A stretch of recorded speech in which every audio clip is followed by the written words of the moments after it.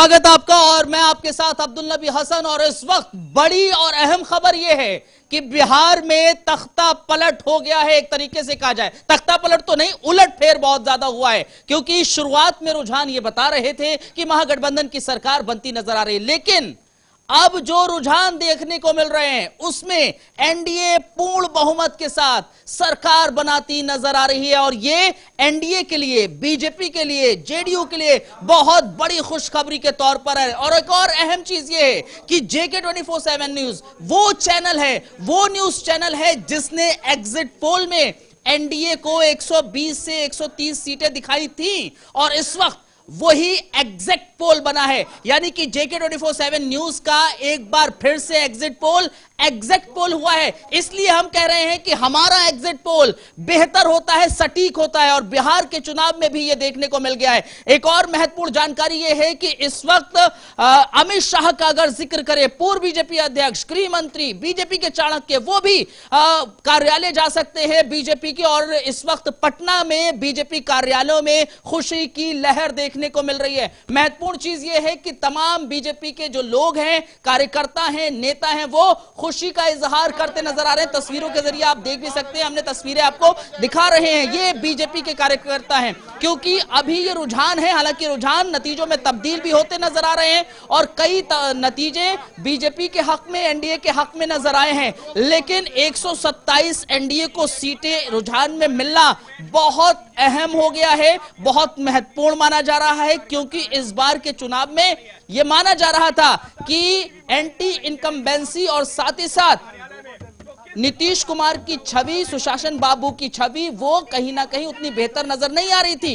यही कारण था, कहा जा रहा था कि तेजस्वी ने रोजगार का जिक्र किया और वो पासा युवाओं पर पड़ा भी है। लेकिन अब ये नतीजे नहीं बता रहे हैं, रुझान नहीं बता रहे हैं। फिलहाल हम न्यूज रूम में अपने सहयोगियों का भी रुख करते हैं। हमारे साथ तमाम सहयोगी इस वक्त जुड़ रहे हैं। हमारे साथ रवि श्रीवास्तव, हर्ष और तमाम लोग जुड़ते हुए नजर आ रहे हैं। रवि श्रीवास्तव, सबसे पहले आपसे जानना चाहूंगा, देखिए जरा इस वक्त जो रुझान कह रहे हैं, लगातार 127, 128, 122 ऐसी सीटें एनडीए को नजर आ रही है रुझानों में, क्या कहेंगे? अब्दुल, देखिए दो बातें आपने बहुत महत्वपूर्ण कही। एक तो तख्ता पलट हो गया है, जरूर हो गया है। अगर रुझान नतीजों में तब्दील हो जाते हैं तो इसमें कोई दो राय नहीं कि बिहार में तख्ता पलट होगा।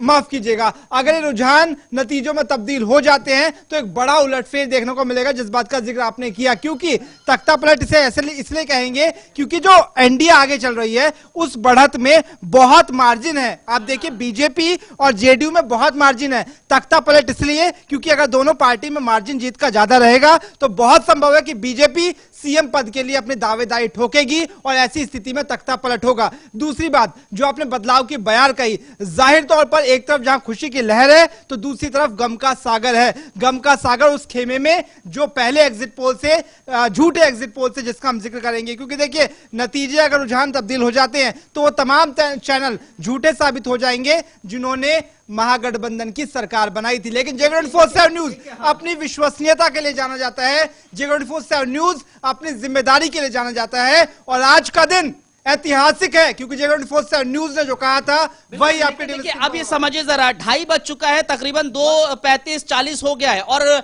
माना जा रहा था कि 3 बजे तक जो रुझान देखने को मिलेगा वही नतीजों में तब्दील हो सकता है। लेकिन अभी भी हम ये कहेंगे कि नतीजों का इंतजार किया जाएगा। लेकिन ये रुझान देखने के बाद हर्ष, बीजेपी के खेमे में, एनडीए के खेमे में बहुत ज्यादा खुशी का लहर देखने को मिल रही है। वो तस्वीरें भी हमने और अब्दुल, ये तो हम पहले ही कह रहे थे क्योंकि एग्जैक्ट पोल तो हमने दिखाई थे, लेकिन हम कह रहे थे कि बीजेपी के जो प्रदर्शन रहेगा, क्योंकि फैक्टर आप समझिएगा, बीजेपी ने अपने आप को उभारने की कोशिश की है। इस वक्त जो थर्ड पार्टी बन रही है वो जेडीयू बन रही है, लेकिन जब हम बीजेपी का जिक्र कर रहे थे तो बीजेपी अपने आप को उभारती हुई नजर आ रही थी। और यही हम मंच के दौरान भी देख रहे थे, जब प्रधानमंत्री नरेंद्र मोदी तमाम बातें कह रहे थे, उससे लग रहा था कहीं ना कहीं कि प्रधानमंत्री नरेंद्र मोदी बीजेपी की साख को और मजबूत बिहार के अंदर कर रहे हैं। हालांकि बीजेपी उतनी कॉन्फिडेंस नहीं थी, बीजेपी की, हाँ बिल्कुल, बीजेपी के नेताओं की अगर बात करें कॉन्फिडेंस नहीं, लेकिन अब क्योंकि तेजस्वी ने जो रोजगार का पासा फेंका था वो एक तरीके से लग रहा था कि वो बिल्कुल सटीक बैठेगा मनोज, लेकिन कहीं ना कहीं जो आंकड़े देखने को मिल रहे हैं वो ऐसा नहीं दर्शा रहे कि हाँ वो पासा सही फेंका। ऐसा लग रहा है कि जैसे कि पहले ही लास्ट का जैसे उन्होंने कहा 10 लाख रोजगार देंगे, लेकिन अंत में जब नीतीश कुमार ने कहा है अंत वाला तो सब वाला, कहीं ना कहीं लग रहा है ये पासा बड़ा पड़ता जा रहा है रोजगार के मुद्दे पर। और जो हालांकि हम अगर वोटिंग परसेंटेज की जाए तो अभी तो 30% काउंटिंग अभी हुई है, तो हम कह नहीं सकते रुझान किस साइड जाएंगे, इस साइड जाएंगे। 2015 को आप भूल नहीं सकते हैं, 2015 में क्या हुआ था, 2015 में बिल्कुल यही हुआ था, बीजेपी आगे की ओर चल रही थी, लेकिन जैसे ही रुझान आए हैं और उसके बाद बीजेपी एकदम पिछड़ती चली गई और 53 सीटों पे आकर समेट गई थी। ठीक है, और यही चीजें हैं। और महत्वपूर्ण चीज ये हो जाती है कि रवि, ये इस जो रुझानों की बात की गई है, क्या ये जो आंकड़े देखने को मिल रहे हैं, क्या ये नतीजों में तब्दील हो जाएंगे? लग रहा है देखिए अगर ये कोरोना काल के बाद का चुनाव नहीं होता तो आप कह सकते थे कि जो रुझान आ रहे हैं, क्योंकि वक्त हो रहा है 3 बजे अगर 128 का रुझान है तो समझिए कि 123 का आंकड़ा पान करने में ज्यादा मुश्किल है नहीं। लेकिन क्योंकि चुनाव आयोग प्रेस कॉन्फ्रेंस करके कह चुका है कि नतीजे आने में देर शाम देर रात हो सकती है, इसी के मद्देनजर 3 बजे तक रामानंद ये माना जाए कि नतीजे आने में देर होगी तो आंकड़ों पर विश्वास अभी वैसे नहीं किया जा सकता, रुझान ही माने जाए। देखिए रुझान आ रहे हैं तो जाहिर सी बात है, आप देख ही रहे हैं लगातार जो एनडीए है वो बढ़त बनाए हुए, सीटें जो उसकी है लगातार, तो बहुत ज्यादा अंतर नहीं लग रहा है जो भी हो। तो लेकिन जिस तरह से लालू के लाल को झटका तो लगता दिखाई दे ही रहा है, और लालटेन जो कहीं ना कहीं प्रकाश होना चाहिए था वो बिहार में प्रकाशित नहीं, वो रोशनी बिहार वालों को नहीं मिल पा रही है। तो इस तरह से बहुत बड़ी बात कह रहे हैं रामानंद की, जो जिस बात का जिक्र अब बिजली के जमाने में लालटेन की जरूरत नहीं है, और शायद यही वजह है कि जो लालटेन फफक रहा था एग्जिट पोल में वो अब थोड़ा सा बुझता हुआ नजर आ रहा है रुझानों में। रुझानों में बुझता हुआ नजर जरूर आ रहा है, लेकिन एक चीज तय है, निशांत भी हमारे साथ जुड़ रहे हैं इस वक्त, हमारे सहयोगी। निशांत, जरा बताइए, जो रुझानों में देखने को मिल रहा है क्या नतीजों में भी वही देखने को मिलेगा? देखिए, हमने ये बात आज नहीं, लगभग 7 तारीख को ही शाम को 6 बजे जब एग्जिट पोल लेके आए थे तभी ये बात कही थी कि बिहार में बदलाव के बयार नहीं है। हालांकि कुछ लोगों ने हमारा उपहास भी उड़ाया था, लेकिन हमने कहा था कि हमने जमीनी सर्वे किया है और उस सर्वे के आधार पर हम ये बात बोलने में सक्षम है, और रुझान जो है वो नतीजे में बदलेंगे, इसमें दो राय नहीं है, क्योंकि अब अंतर बहुत बड़ा हो गया है, समय बहुत ज्यादा हो गया। अगर यही दोपहर में 11 बज रहे होते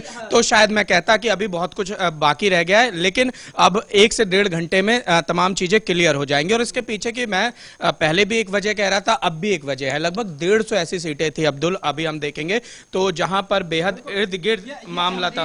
अपडेट के मुताबिक जिस बात का जिक्र निशान कर रहे हैं, अगर आंकड़ों के लिहाज से देखें तो तकरीबन 500 ऐसी सीट है जहां पर अंतर 1000 वोटों का है, मतलब मार्जिन जो है 1000 वोटों का है। इसके अलावा 200 सीट जिस बात का जिक्र निशान कर रहे थे, 175 से 200 सीटें ऐसी हैं जहां महज 500 वोटों का अंतर है। बाजी कब किधर पलट जाए कोई नहीं कह सकता, लेकिन बीजेपी पूरे, अगर आप कैंपेन को बोलो आप समझे तो बीजेपी अभी भी बढ़त बनाए हुए हैं। मतलब ये कि जिस एग्जिट पोल का जिक्र हम बार बार कर रहे हैं वो सच होने जा रहा है। अभी ये बात कर रहे हैं जो कि आंकड़े अभी बहुत सारी ऐसी सीटें जहां पर फेरबदल हो सकता है, उलटफेर हो सकता है, क्या अभी भी हम ये माने कि हाँ जो 105 हमें देखने को मिल रहे हैं ये बढ़ जाएंगी, अभी बढ़ती नजर आ सकती है महागठबंधन की और एनडीए की कम हो सकती है? देखिए, हाँ, जाहिर सी बात है कि महागठबंधन की भी कम हो सकती है, एनडीए की भी कम हो सकती है, जब तक ये रुझान नतीजे में नहीं तब्दील हो। लेकिन जो हमारा था एनडीए के लिए 120 से 130 का एग्जिट पोल, और लगभग मुझे उम्मीद है कि अंत में 120 से 130 के बीच ही एनडीए रहेगा पोल था, और उसको वो सटीक एक तरीके से। एक और बड़ी बात हमने कही थी कि बीजेपी सबसे बड़ी पार्टी बनेगी।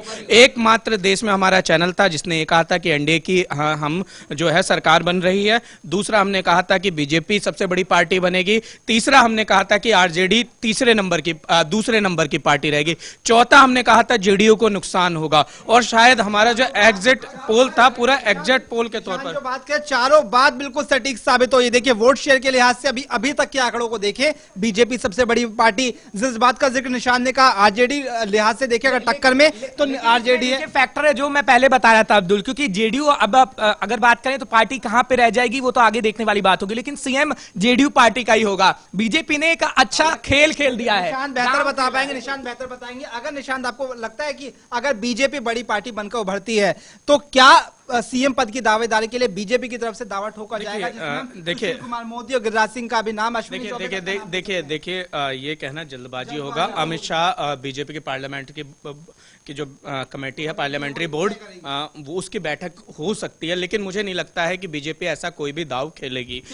वो सीधा गठबंधन का धर्म निभाएगी और हो सकता है कि नीतीश कुमार मुख्यमंत्री पद ले जाने में कामयाब रहे, लेकिन मंत्री पद में इस बार बीजेपी का पलड़ा बार्गेनिंग पावर, जिस बात का जिक्र बार्गेनिंग, अगर मान लीजिए मुख्यमंत्री जेडीयू का होता है तो बहुत बड़े बड़े मंत्रालय इसमें जैसे ही सुबह से हम जैसे नतीजों को देख रहे हैं, रुझान बीजेपी की तरफ जा रहे हैं, बीजेपी की सीटें लगातार बढ़ रही हैं, जेडीयू घट रहा है, लेकिन पहले से ही कह दिया गया था कि जो मुख्यमंत्री होंगे वो जेडीयू ही होंगे और नीतीश कुमार होंगे। ये बीजेपी पहले ही क्लियर कर चुकी थी। और आज सुबह से बात की जाए, जैसे ही रुझान आए, बीजेपी की सीटें बढ़ी हैं, तो उसके बाद में लगातार नेताओं की बयानबाजी शुरू हो गई। उसके बाद कहा जा रहा है कि अब सीएम का उम्मीदवार कौन होगा, क्या नीतीश कुमार होंगे? देखिए एक अहम खबर है, भाई वीरेंद्र जो है आरजेडी से उन्होंने जीत हासिल कर ली है मनेर से, और निखिल आनंद बीजेपी के उनकी हार हुई है। मनेर विधानसभा की अगर बात की जाए, आरजेडी ने यहां पर जीत का परचम लहराया है। ममता बताइए जरा, जो इस समय रुझान हमें देखने को मिल रहा है, हमारा एग्जिट पोल यानी कि JK 24/7 न्यूज का एग्जिट पोल बिल्कुल सटीक बैठा है। बिल्कुल, और ये साफ तौर पर देखने को भी मिल गया है, क्योंकि पहले के नतीजे अगर देखें तो गठबंधन कहीं ना कहीं आगे थे और उसमें स्टार्टिंग तो एनडीए ने करा, खाता एनडीए का खुला, और आगे को अगर देखें तो जिस तरीके से महागठबंधन आगे बढ़ती हुई नजर आए, लेकिन उसके बाद फिर उलटफेर हुआ और अब फिर से एनडीए आगे बढ़ रही है और एग्जिट वही हुआ जो हमारे एग्जिट पोल ने बताया था। हमारे एग्जिट पोल ने बताया था वही हुआ है। रामानंद श्रीधर जरा बताएं, क्योंकि अभी हमने देखा मनेर से आरजेडी ने जीत हासिल कर ली है, कहीं आरजेडी आगे है, कहीं बीजेपी आगे है, लेकिन बीजेपी लार्जेस्ट पार्टी बनती हुई नजर आई है। ये बीजेपी के लिए खुशखबरी, बिल्कुल बहुत बड़ी खुशखबरी है, क्योंकि जिस तरह से बीजेपी ने बढ़त बनाई हुई है, और इससे अगर हम जोड़ के देखें तो आने वाले जो पश्चिम बंगाल में जो चुनाव होने वाले हैं, तो कहीं ना कहीं उसका भी फायदा बीजेपी के लिए देखा जाए, तो इसलिए बीजेपी जो है काफी। और हमारे अगर जो अपने एग्जिट पोल की बात करें तो एग्जिट पोल में जैसे कि हम ये कोई हमारा पहला नहीं एग्जिट पोल, इससे पहले जो हमने एग्जिट पोल दिखाया उसमें भी हमारे सटीक बैठे, तो ये हम सबकी, हमारी पूरी टीम के लिए खुशी की। बिल्कुल, जिस तरह से हमारे एग्जिट पोल सही निकले, आपने देखा कि सारे एग्जिट पोल जो और लोग दिखाए उनके लिए खुशी की बात है। टीम JK 24/7 न्यूज की टीम जो है उसके लिए खुशी। मुझे लगता है इसके अलावा जिस तरीके से हमारी टीम ने काम किया है, हमने ज्यादा भागदौड़ में अपनी दिलचस्पी नहीं दिखाई। जो ग्राउंड रियलिटी होती है, जो जनता बताती है, जनता के अलावा तो जो ग्राउंड पर रहता है, उसका हमने लब्बो लुआब बनाया। और जाहिर तौर पर जब आप ग्राउंड रिपोर्टिंग करते हैं और ग्राउंड की चीजें उठाते हैं तो बहुत संभव है कि आप चीजों को देखें जो सच्ची होती है। जिस तरह से हमारे ये देखिए यहाँ पर बहुत अहम चीज है, रहमत कलीम हमारे साथ हमारे सहयोगी हैं, वो भी आएंगे और उनसे भी बातचीत करेंगे, क्योंकि जब एग्जिट पोल आए थे उस वक्त भी हम लोग ये दर्शा रहे थे और महागठबंधन को लेकर रहमत कलीम कहते नजर आए थे। उनसे जानने की कोशिश करेंगे अगर ये नतीजों में तब्दील हो जाता है तो महागठबंधन ने कहां गलती की है। अब्दुल, लेकिन अगर रुझान नतीजों में तब्दील होते हैं तो बहुत सारे सवाल हैं जिनके जवाब लाजमी हो जाते हैं जानना, कि क्या मुस्लिम वोटर, जिस बात का जिक्र बार बार हो रहा था, क्या वो वोटर बिदका है जिस तरीके से परंपरागत वोटर माना जाता था? क्या महिला वोटर? पप्पू यादव कुछ कह रहे हैं, पप्पू यादव कुछ कह रहे हैं, उनको सुन लेते हैं जरा। बिहार जाति धर्म मजहब से निकल नहीं पा रहा। आज भी जो आप देखेंगे सीमांचल, मिथिलांचल, उस इलाके में किस तरीके से वोट का बंटवारा हुआ, पप्पू यादव, ओबीसी और ये सारे जगहों पर आप हालात को देखेंगे तो उससे आपको पता चलेगा। और मुझे लगता है कि नीतीश कुमार जी को एलजेपी ने तो बहुत ज्यादा डैमेज किया, जो सोच थी बीजेपी की वो सफल हुए, लेकिन नीतीश कुमार जी का जो वोटर है वह तटस्थ रहे। मुझे लगता है कि वो वोटर नीतीश कुमार जी से अलग नहीं हो पाए और वो नीतीश कुमार के कारण बीजेपी को भी वोट पड़ी और नीतीश को भी और उनके गठबंधन को भी वोट। मोटे तौर पर आपको क्या लग रहा है, बनती दिख रही है? देखिए, जो हालात हैं, जो परिस्थितियां हैं, मुझे लगता है कि जो मेजोरिटी दिखाई जा रही है, बहुत ज्यादा मेजोरिटी तो होगी नहीं। अब 120, 122 कहीं ना कहीं रुकेगी, कहीं ना कहीं 121। हालात सही नहीं है और मुझे लगता है कि अपर हैंड एनडीए का है और अपर हैंड यदि एनडीए का है तो सरकार वही बनाएगी जो हालात है उसमें कोई बहस के मुद्दे तो हैं। और जब चुनाव के परिणाम सुबह में ठीक थे, तब तो ईवीएम पे सवाल नहीं उठ रहे थे, लेकिन अचानक से उदित राज ने ट्वीट करके ईवीएम पर सवाल खड़ा किया है और इलेक्शन कमीशन ने साफ स्पष्टीकरण दिया है कि देखिए ईवीएम फुल प्रूफ है, इस पर कोई टेम्परिंग नहीं। मैं ईवीएम को हटना तो चाहिए। ईवीएम से चुनाव, बैलेट पेपर से चुनाव हो। ईवीएम एकदम जब सारा एग्जिट पोल एक तरफ था और एनडीए और बीजेपी कंप्लीट, जेडीयू एकदम कंप्लीट एक ही बात पर रहे थे कि हम चुनाव जीतेंगे, तो उसमें मुझे तो लग रहा था साइलेंट वोटर जो उनका है वो तो वोट दिया है, लेकिन चुनाव के बीच में भी कुछ जगहों पर ईवीएम वोट का ट्रेंड दिखाया गया था कि हम डाले कहीं है और गया कहीं है। तो ईवीएम, मेरा मानना है कि ईवीएम को के साथ चुनाव नहीं होना चाहिए। और इन सबके बीच बिहार में लड्डू जम रहा है चुनाव जीतने के बाद, कहीं दिख नहीं रहा है, लड्डू को लेकर कोई जोश नहीं दिख रहा है। बीजेपी बड़ा सावधानी से अभी तो कुछ पत्ते नहीं खोल रही, डरे हुए हैं सभी लोग। बिहार के वोटर की जो स्थिति है, मुझे लगता है कि वहाँ जात पात धर्म मजहब से निकल नहीं पा रहे। नीतीश कुमार एक बार भी सेवा नहीं किए, कहीं निकले नहीं, और युवराज ट्वीट के अलावा कुछ किए नहीं और वोट मिल जाना, मुझे लगता है कि सेवा का और संघर्ष का कोई औचित्य बिहार में नहीं है। आप जितना कूटनीति, जितना आप वोट का मैनिपुलेशन करिएगा, जितना ज्यादा गठबंधन की राजनीति कीजिएगा, उतना आप सक्सेस होइएगा। तो ये देखिए, आपने पप्पू यादव को सुना। हालांकि जिस तरह से चुनावी मैदान में उतरे थे वैसा प्रदर्शन नहीं कर पाए पप्पू यादव, क्योंकि हमने देखा था बाढ़ जब बिहार में आई थी उस वक्त बाढ़ ग्रसित क्षेत्र में जाकर लोगों से रूबरू हो रहे थे, इंटरेक्ट कर रहे थे, बट अभी लोग पप्पू यादव के साथ नजर नहीं आए। ये ऐसा देखने को मिलता है। एक अपडेट ले लेते हैं पहले हम रवि श्रीवास्तव से। रवि श्रीवास्तव, आपके पास कुछ अपडेट मिल गई? देखिए, बहुत बड़ी अपडेट है बिहार के सियासत से जुड़ी, क्योंकि मोकामा विधानसभा सीट जिस पर सबकी नजरें टिकी हुई थी, क्योंकि वहां से बाहुबली नेता अनंत कुमार सिंह जो कि इस वक्त जेल में है, वो वहां से चुनाव लड़ रहे थे आरजेडी की टिकट पर। कभी जेडीयू के करीबी हुआ करते थे, उनसे जुड़ी ये बड़ी खबर है जिसमें हम आपको अपडेट बता रहे हैं बिल्कुल सटीक। 15,000 वोटों से लीड ले रहे हैं। मतलब ये कि बहुत संभव है कि जो उनके घर पकवान बनना कल से शुरू हो रहा था, जो पत्नी उनकी लगातार पकवान का जिम्मा संभाल रही थी, वो पकवान सार्थक हो जाएंगे। जो लड्डू अनंत सिंह आगे चल रहे हैं, बहुत मुमकिन है कि वो जीत जाएं। बिल्कुल खबर पक्की नजर आ रही है मोकामा से। हमारे साथ रहमत कलीम इस वक्त जुड़ गए। रहमत, आरजेडी को लेकर क्या कहेंगे? बहुत ज्यादा उत्साहित आप नजर आ रहे थे हम जब एग्जिट पोल का जिक्र कर रहे थे उसके बाद भी, लेकिन अभी जो आंकड़े निकलकर सामने आ रहे हैं उससे उत्साह में कमी थोड़ी? जी बिल्कुल, जाहिर सी बात है अभी तक के, लेकिन वोटों की जो गिनती हुई है हमें उसे नहीं भूलना चाहिए। करीब 1.25 करोड़ वोटों की गिनती हुई, 4 करोड़ वोटिंग हुई है। तो अभी एक लंबी लड़ाई है। शुरुआत में हमने देखा किस तरह से महागठबंधन आगे थी, फिर एनडीए की वापसी हुई, उसके बाद से एनडीए की जब वापसी हुई तो अभी हम देख रहे हैं 2 से 3 घंटे तक का गैप। ये अपने आप में बताता है कि एनडीए ने बहुत मजबूत पकड़ बनाई हुई है। लेकिन आगे जब 3.5 करोड़ वोट खुलेंगे तो वो किस पक्ष में जाएगा ये कहना भी मुमकिन नहीं है। लेकिन इसीलिए इलेक्शन कमीशन ने दरमियान में, आपने पहली बार देखा होगा कि इस तरह से पहली फुर्सत में इलेक्शन कमीशन ने दरमियान में ही आकर के प्रेस कॉन्फ्रेंस करके कहा कि आप सब्र से काम लीजिए, धीरे से काम लीजिए, रात तक के तस्वीर साफ हो जाएगी। क्योंकि काउंटिंग सेंटर की तस्वीर अभी का साफ नहीं होनी है। जो अभी 1.25 करोड़, 4 करोड़ में से अगर 1.25 करोड़ पे अगर आप साफ मानते हो तो मानिए। अब्दुल रहमत की बातों से एक बात और समझ में आ रही है कि जो रात बीत गई है वो तो काली हुई है नेताओं की जिन्होंने चुनाव लड़ा है। आने वाली रात भी बेचैनी भरी रहने वाली है। मतलब ये कि ना पिछली रात को करार, ना इस रात को करार, दोनों ही रात कश्मकश में गुजरेगी और अगला सवेरा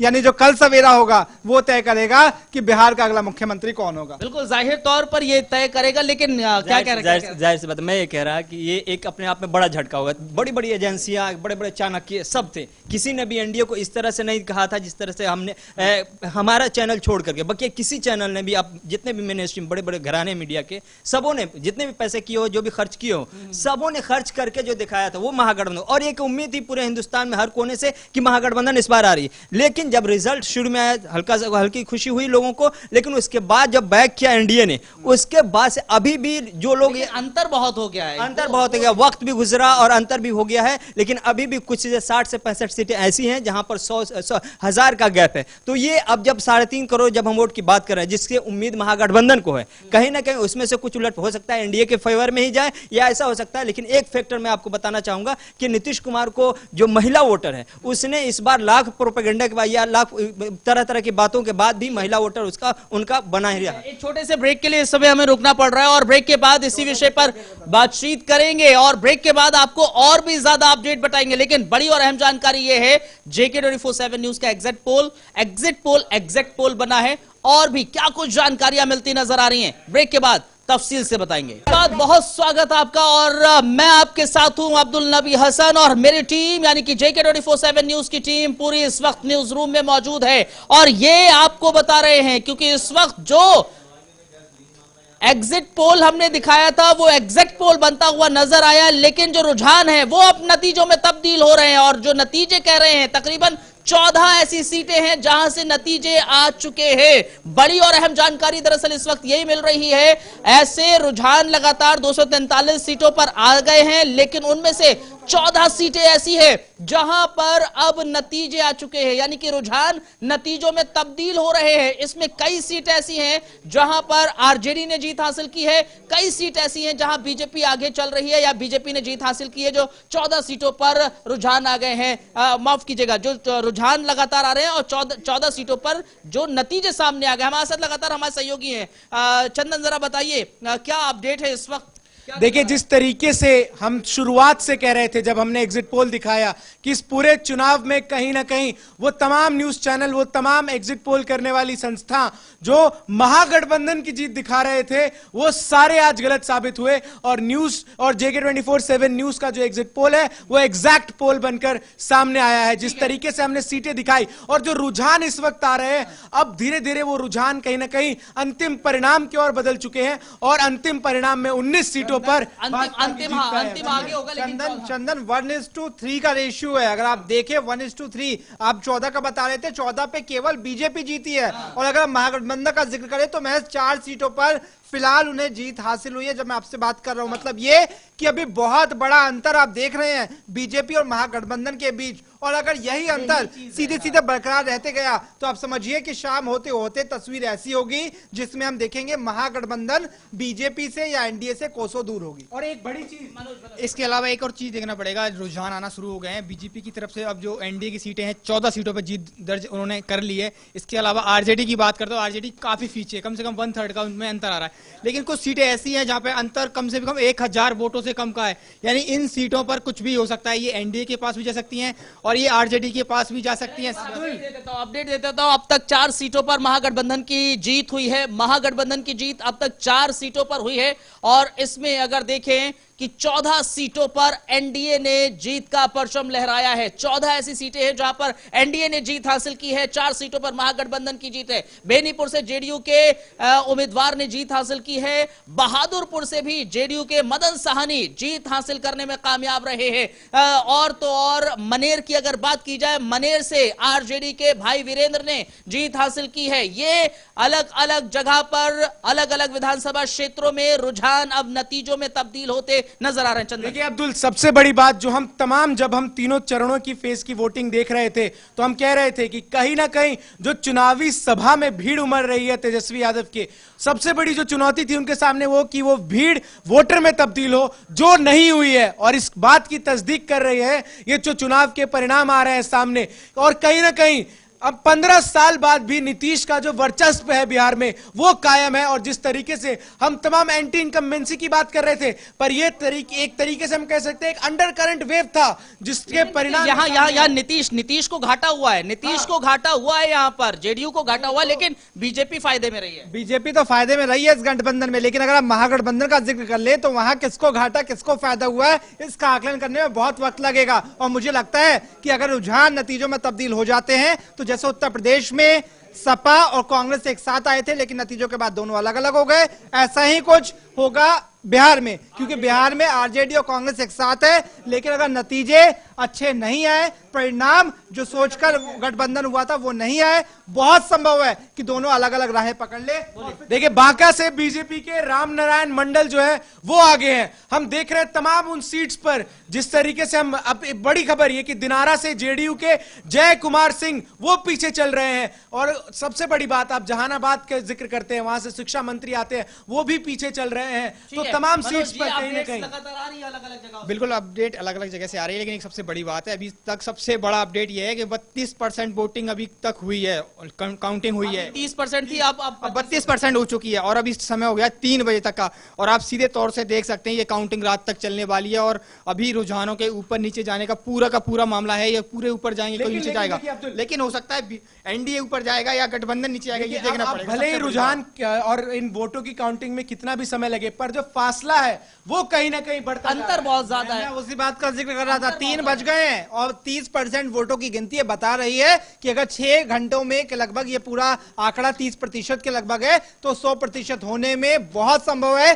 कि रात के 12 बज जाए। और जिस बात का जिक्र मैंने रहमत के साथ किया था, रात काली बीती है, टेंशन में बीती है, बहुत संभव है जिनका रिजल्ट ना है उनकी रात। देखिए नतीजे घोषित किए गए, वहां पर अंतर समझिए सिर्फ 1000 वोट का, ऐसे बहुत नेक टू नेक फाइट है। जिस बात का जिक्र निशांत कर रहे थे, बहुत नेक टू नेक फाइट है। ऐसी फाइट जिसमें हम देखेंगे कई वोटर्स 500 1000 के अंतर से भी अगर हारे जीते तो ज्यादा चौंकने वाली बात नहीं होगी, क्योंकि जितनी भी मतलब बहुत पास की हो, जो जीता वही सिकंदर, वही जो जीता वही सिकंदर, और फिर जो हारा वो बताएंगे। जो हारा वो अभी आने वाले समय में पता चलेगा, क्योंकि जैसे जैसे समय बीतता जाएगा तब हमें पता चलेगा कि आखिर कौन जीत रहा है, कौन हार रहा है। लेकिन अभी ये नजर आ रहा है एनडीए अभी भी आगे चल रही है और यही कारण है। और एक चीज और इसमें ऐड करना चाहिए, ना केवल बिहार बल्कि कई राज्यों में उपचुनाव हुए हैं, उसमें उत्तर प्रदेश और मध्य प्रदेश पर सबकी नजरें टिकी है, क्योंकि मध्य प्रदेश में तो उपचुनाव डिसाइड करेंगे कि शिवराज का राज रहेगा या फिर राज्य में कमल को हटा के कमलनाथ खेल जाएंगे। लेकिन अब एक बड़ी खबर, झटके वाली खबर कांग्रेस के लिए, ना केवल बिहार से बल्कि मध्य प्रदेश और उत्तर प्रदेश से भी, कि दोनों ही राज्यों में अभी बीजेपी उपचुनाव में भी लीड कर रही है। मतलब यह कि बिहार से भी बुरी खबर कांग्रेस के लिए, मध्य प्रदेश से भी, और जाहिर सी बात है उत्तर प्रदेश से भी। बिल्कुल। और देखिए हम एक दो और अपडेट्स देते चले। रक्सौल सीट से बीजेपी उम्मीदवार प्रमोद कुमार सिन्हा उन्होंने जीत हासिल की है। ये रक्सौल विधानसभा सीट से नतीजा घोषित हो गया है। साहेबपुर कमाल से आरजेडी के लल्लन यादव जीत गए हैं। साहेबपुर कमाल से आरजेडी ने जीत हासिल की है, लल्लन यादव जीत गए हैं। ये साहेबपुर कमाल की बात की जाए। हाजीपुर बीजेपी के अवधेश सिंह ने जीत हासिल कर ली है।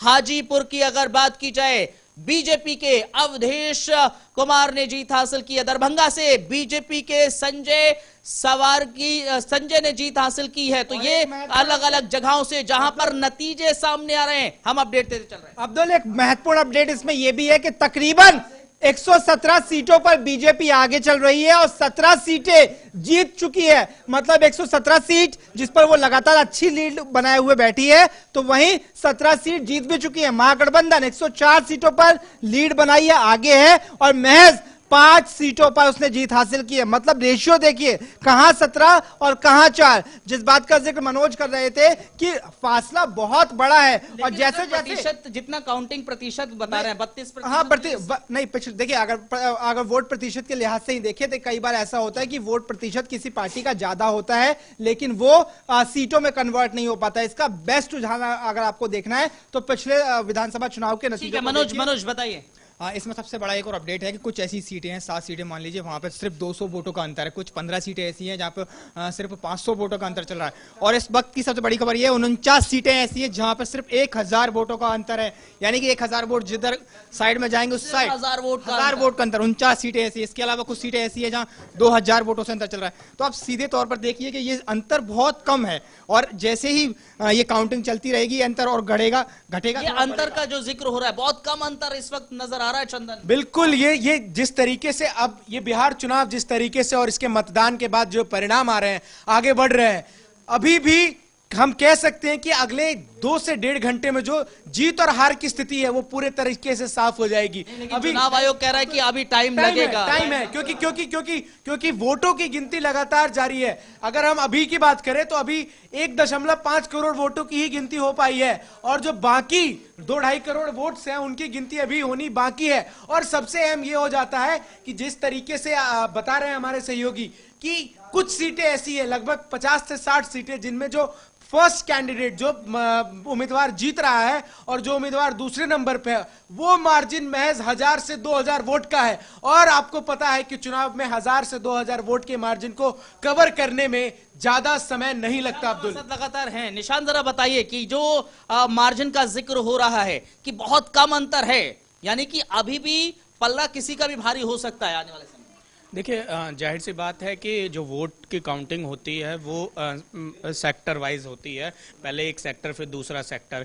तो अगर शहरी क्षेत्रों में जब काउंटिंग होती है अमूमन एक अंदाजा लगाया जाता है तो वहाँ पर बीजेपी जो है हमेशा लीड में रहती है, लेकिन जैसे ही वो धीरे धीरे ग्रामीण क्षेत्रों में जाता है तो अन्य दल वहाँ पर लीड पोजीशन पर आ जाते हैं। यही चीज शायद मनोज झा भी कह रहे थे कि शाम होते होते महागठबंधन की जीत होगी, ये देख लेना आप, अभी तो और वोटिंग जारी है। बिल्कुल, जाहिर सी बात है कि सारे राजनीतिक दलों को अपनी बात कहने का अधिकार है और मनोज झा को लग रहा है, उम्मीद है कि शाम तक तस्वीरें बदलेंगी। लेकिन इस बीच सबसे बड़ा सवाल उठता है उन लोगों पर जो ईवीएम को अब निशाना बना रहे हैं, चाहे पुष्पम प्रिया चौधरी हो जो बिहार बदलने आई थी, जब वो अपनी सीट नहीं बदल पाई तो वो ईवीएम को लेकर सामने आ गई हैं। इसके अलावा तमाम नेताओं ने, उदित राज कांग्रेस के नेता हैं, उन्होंने ईवीएम पर निशाना साध दिया है। दूसरी तरफ कार्ति चिदम्बरम जो कि पूर्व वित्त मंत्री के बेटे हैं पी चिदम्बरम के, उनका एक ट्वीट आया, उन्होंने कहा कि आप ईवीएम पर निशाना ना साधें बल्कि आप इस जो जनता का मत है उसको स्वीकार करें, लेकिन अभी लंबा समय है जनता का मत आने के लिए। पर निशान थी कोई बड़ी बात नहीं है। हमने देखा है कि जब भी चुनाव परिणाम आए हैं, जो दल हारी है उसने हमेशा ही जो ठीकरा है हार का वो ईवीएम पर फोड़ा है। लेकिन जरूरी यह है कि जिस तरीके से तमाम जो एग्जिट पोल्स है, तमाम जो न्यूज चैनल है, वो दिखा रहे थे कि कहीं ना कहीं महागठबंधन के लिए एक इजी विक्ट्री है, और हम वो पहले चैनल थे इस देश में जिसने ये बताया कि नहीं, जो वास्तविकता है जमीन की वो इससे काफी अलग है। और जिस तरीके से उस वोट बैंक का जिक्र हम बार बार कर रहे थे, महिला और युवा एक तरीके से इस पूरे चुनाव में पूरे एनडीए के लिए खास करके जिस तरीके से उनकी योजनाएं रही है, एक सीक्रेट वोट बैंक बनकर पिछले चुनाव की अगर हम बात करें तो क्लियर हो जाता था 12 बजे तक 3 बजे तक कि इस पार्टी को बहुमत मिल रहा है और आगे चल रहा है। लेकिन इस बार थोड़ा इसलिए भी है क्योंकि मतदान के जो केंद्र पहले बिहार में 73,000 70,000 हुआ करते थे, इस बार 35,000 बढ़ा दिए गए हैं, यानी 1 लाख से ऊपर चले गए हैं। तो मतदान केंद्र बढ़े हैं तो ईवीएम बढ़ी है, तो नतीजे आने में टाइम भी लगेगा और देर रात तक बिल्कुल जाएंगे ही जाएंगे। और इतनी जल्दी तस्वीर नहीं साफ होगी। रामानंद श्रीधर, वोट की जो गिनती है वो तो देर रात तक चलेगी, लेकिन देखने वाली बात यही होगी कि इस बार क्या मुद्दे उठाए जाते हैं। क्या इस बार भी ईवीएम का मुद्दा उठाया जाएगा कि ईवीएम उठने लगा है? किस तरह से देखा, अभी आपने देखा इस तरह से, तो कई सारी चीजें इस तरह से आपने देखा। और अभी भी अगर देखा जाए तो एनडीए सरकार लगातार इस समय जो है जीत के जश्न मनाते नजर आ रहे हैं। आपने देखा लगातार तमाम बीजेपी के कार्यकर्ता है वो बीजेपी कार्यालय पहुंच गए। जीत का अभी जो हार का है वो आपस में एक दूसरे को वो यही कह रहे हैं सभी पार्टियां कि मेरी जीत अभी भी होगी। अभी भी रुझानों पर जो पार्टियां हैं वो कह रही नहीं, अभी तस्वीर वो यही है। निशान जो रामानंद श्रीधर जिसका जिक्र कर रहे हैं कि तस्वीर अभी क्लियर नहीं है। रामानंद भी कह रहे हैं, जो सियासतदान है वो कह रहे हैं अभी तस्वीर क्लियर नहीं है, शाम तक इंतजार कीजिए। रुझान भले ही ये कह रहे हैं लेकिन जो नतीजे होंगे वो तब्दील होंगे, अलग होंगे। देखिए, जब तक नतीजे ना आए तब तक कुछ भी कहना बेहतर नहीं होगा, क्योंकि एग्जिट पोल को हमने देखा किस तरीके से तमाम एग्जिट पोल देता रहे, लेकिन हम विश्वसनीयता के साथ टिके रहे और हमने जो अपना एग्जिट पोल दिया था, अभी भी जो रुझान है हमारे एग्जिट पोल के ही इर्द गिर्द घूम रहे हैं। देश में एकमात्र चैनल हम बने, क्योंकि हमें पता है कि किसी भी चीज़ की जल्दबाजी जो है बेहद खतरनाक होती है, और जल्दबाजी ना करके एकदम बेहतर ढंग से किसी कार्य को करना हो तो शायद जेके न्यूज़ की जो टीम ने किया, जिस तरीके का हमने सर्वे किया, उस सर्वे अपने आप को दिखलाता है कि हमारी एक बेहतर जो जीत है वो हुई है। दूसरी अहम चीज़ है कि अभी समय है, इंतज़ार करना होगा, और मुझे उम्मीद है जो हमने कहा है 120 से 130 एनडीए रहने वाली है, 90 से 100 या 105 तक पहुंचेगी आरजेडी, महागठबंधन पहुंचेगा, और कुछ इसी तरीके की स्थिति होगी। बीजेपी लीडिंग पार्टी होगी, जेडीयू तीसरे नंबर की पार्टी होगी, आरजेडी दूसरे नंबर की पार्टी होगी। जो तमाम बातें हमने कही हैं वो बातें एकदम खरी निकलेंगी। एक चीज देखिए जरा, अगर हम जेडीयू को देखें तकरीबन 48 सीटें उसको मिलती नजर आ रही हैं अभी के रुझान में, और बीजेपी सबसे बड़ी पार्टी बनकर उभरी है, तकरीबन 73 सीटें हासिल की है। जेडीयू के लिए ये बहुत लॉस नहीं हो गया, उसके लिए पिछले चुनाव से इस बार बहुत ज्यादा घाटा नहीं हो गया है, इसका कारण क्या माना जाए? जेडीयू की 48 सीटें आ गई, ये एक बड़ी चीज है। जेडीयू की तरक्की आप इसे मानिए कि जेडीयू 48 सीटों पर अभी आप बढ़त बनाए हुए है। इसकी भी उम्मीद जेडीयू को शायद नीतीश कुमार को भी नहीं होगी, लेकिन जिस तरीके से उसे पहले वो घाटे के हिसाब से नहीं, इसको घाटे के हिसाब से फायदा है। जेडीयू को अगर फायदा हुआ है तो प्रधानमंत्री नरेंद्र मोदी के चेहरे से फायदा हुआ है। जेडीयू को अगर फायदा हुआ है तो जिस तरीके से प्रधानमंत्री ने जंगल राज की बात कही थी उसका फायदा हुआ है। जेडीयू को अगर फायदा हुआ है तो नीतीश कुमार के एक दो काम रहे हैं उससे फायदा हुआ है। जेडीयू को फायदा हुआ है तो बिहार के लोगों को लगा कि उनके पास कोई बेहतर विकल्प नहीं है और इस कारण जेडीयू अपनी इतनी सीटें बचाने में सफल हो पाई है। प्रधानमंत्री नरेंद्र मोदी की जो रैलियां रही हैं, प्रधानमंत्री नरेंद्र मोदी का जो चेहरा रहा है बिहार के भीतर, वो जेडीयू को थोड़ा बहुत फायदा दिला गया। बिल्कुल पूरा फायदा जेडीयू को इससे मिला। प्रधानमंत्री के चेहरे से देखा जाए तो उनकी रैलियों में भीड़ कम थी। विपक्ष ने सवाल उठाए थे कि प्रधानमंत्री की रैलियों में 20,000 की भीड़ आ रही है, लेकिन उन्होंने इस चीज को नहीं देखा कि वो ऑनलाइन कितने लोगों से जुड़े हुए हैं। जब एक विधानसभा में एक क्षेत्र में वो रैली कर रहे हैं तो आसपास की कम से भी कम 15-20 विधानसभाएं उन्होंने जोड़ी हुई थी। इस तरीके से देखा जाए तो उन्होंने 12 रैलियों में पूरी 243 विधानसभा को कवर कर लिया। इस बात का सबसे बड़ा जो सबूत है कि प्रधानमंत्री रैलियों का क्या असर रहा है वो नतीजे हैं, भाजपा की सीटें हैं। बिल्कुल रुझान है और ये नतीजे कह रहे हैं जो तब्दील हो रहे हैं रुझान नतीजों में, ये समझा रहे हैं, बता रहे हैं। हम एक छोटा सा ब्रेक ले रहे हैं, कहीं मत जाइए क्योंकि ब्रेक के बाद लगातार बिहार के नतीजों पर JK24/7 न्यूज की कवरेज जारी है।